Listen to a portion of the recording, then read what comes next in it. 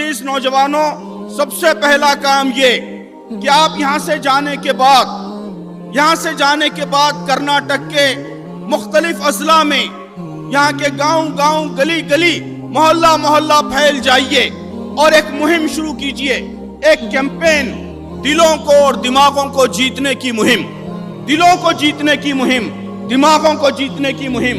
तारीख में हम पढ़ते हैं कि हमारे सूरमा, हमारे बहादुर, वो किलों को फतेह करने के लिए निकल जाते थे। आज किलों को फतेह करने का मौका नहीं है। आज हमारे हीरोज वो होंगे जो दिलों और दिमागों को फतेह करेंगे।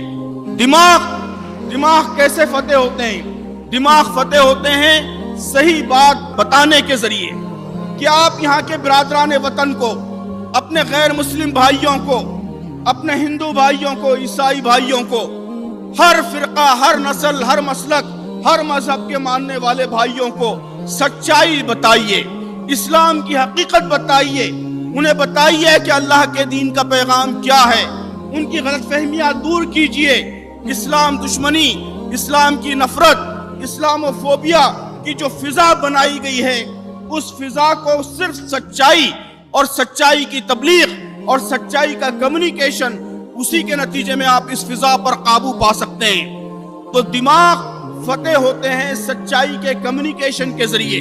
ज्यादा से ज्यादा इंसानों को सच्चाई कम्युनिकेट कीजिए, ये अहद कीजिए, गुलबर्गा के नौजवान अहद करें कि गुलबर्गा में आइंदा कोई बिरादर वतन गैर मुस्लिम वो इस्लाम को मीडिया से नहीं समझेगा, हमारे जरिए समझेगा।